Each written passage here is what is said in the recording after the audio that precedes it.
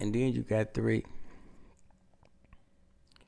It's something I don't understand about when people do things to others and it's foul, right? It's prejudice, it's discrimination.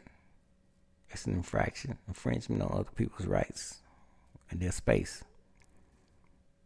If that's who you are, if somebody write it up, somebody complain about it, you shouldn't get angry about what somebody is saying. If everything they're saying is the truth about what you did to them. See, that's the part that gets me. It's like people do things, they so used to doing things a certain kind of way. And it's so foul because it's a majority and it's in an environment. They used to doing things the way they want to do them, even though they're illegal. That's what I said before about the policy and the rules. You got to stay close to those rules and those policies. When you're around people, man, these people are gifted, man, at conniving, entrapment. It's so convoluted and deceptive. It's insidious. They professionals at what they do. A lot of times when you become the target, they try to find your weakness first. They watching you and you don't even know it. It ain't just no one person. You ain't the only one. You just one of many. But if you got some kind of stability, you able to see it after a while because you're paying attention to a pattern when people approach you a certain kind of way. See?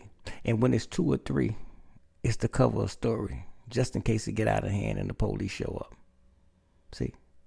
Anytime you out in the open, the behavior is different. Then start paying attention to try to match. What's the difference in out here and in there? Then you go out when you by yourself and just start looking around. Just look around and think. I'm talking about a situation once, man. I said, I noticed, man, a lady approached me one time and she was saying some of the stuff. She just did something, man, and big girl would have normally responded, but she understood that it was a trick. I already know you.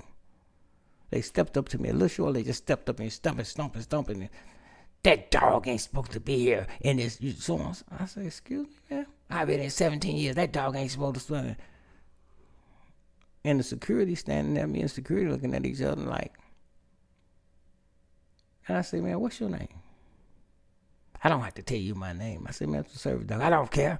That dog ain't supposed to be here. So I looked and she went on around the corner. I couldn't understand. I didn't even know this lady.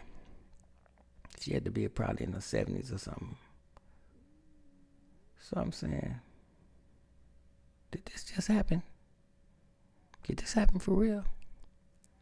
So I had to think on that. I told the security, I said, look, I want an incident report wrote up on this, right? What she just did, everything she just did. Because I'm 5 feet away. Normally, big girl would have been growling or whatever. She didn't. She knew it was a setup. She did, yeah. Big girl read stuff, man. Because what person, you got to understand, she didn't position in front of me. She did it in front of the dog. Usually when a person changes their tone in front of big girl, when the tone rises, that alerts her. Cause I don't know you. That's what big girl's saying. And she will respond, but she didn't. She didn't know. I'm glad she read that. So I played it in my head, man. I just kept it running in my head. So I had to, let me go take a look at this. The next day I stood there and looked at about the area.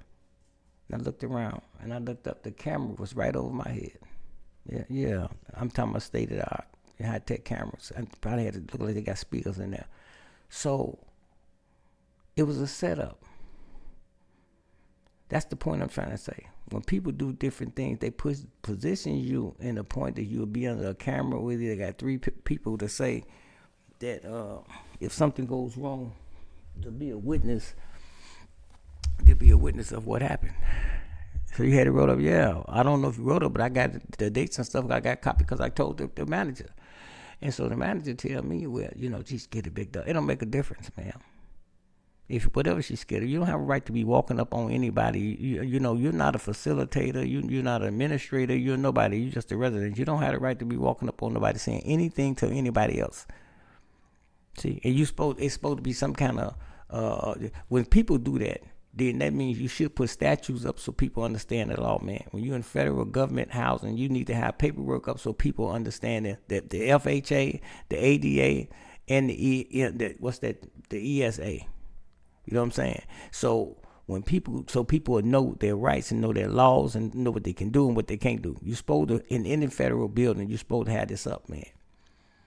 So anyway, I didn't hear anything about it. Like I say, the property lady told me, she say, oh, well, she didn't know. So you can't watch that down like that, man.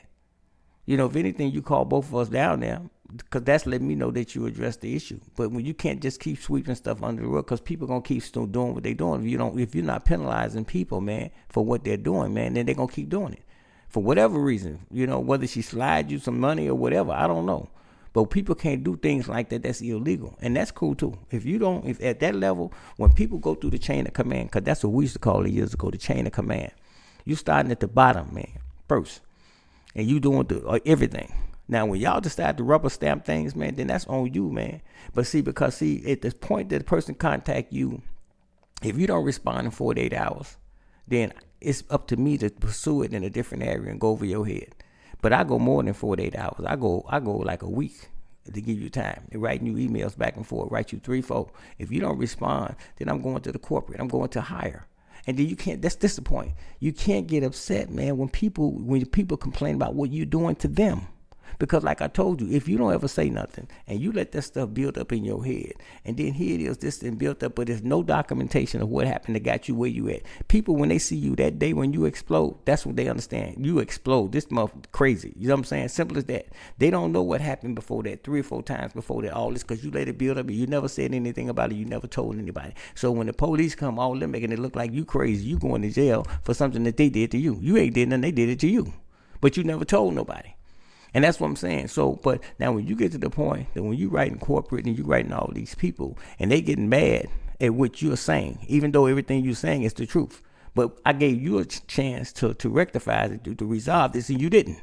See what I'm saying? You ignored it and swept it under the rug. So now you upset with me for me saying something about what you doing to me. See, and that's what I'm trying to tell you. You can't do that, man. You can't do it, and you can't ignore it. Listen, when we're in a climate, right?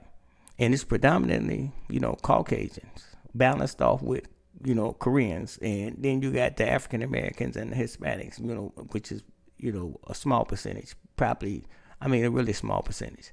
But what I'm saying, and I'm not complaining about that because I love the environment. But what I'm saying is, man, for harmony, man, for congruence, you want everybody, man, to kind of get along and work together. You respect people, man. Respect people's rights, respect people's culture, that you're not entitled or superior over anybody. And when you do that and you infringe upon the rights of others, you cannot and you should not complain when people complain about it and write corporate and write and call the police and put it in a newspaper, radio, or like what I'm doing on video. Because you should expect it. If you never did it, you ain't got to worry about them. You can worry about them saying it. See, if you worry about stuff like that, then don't do it. You want it to be a secret. No.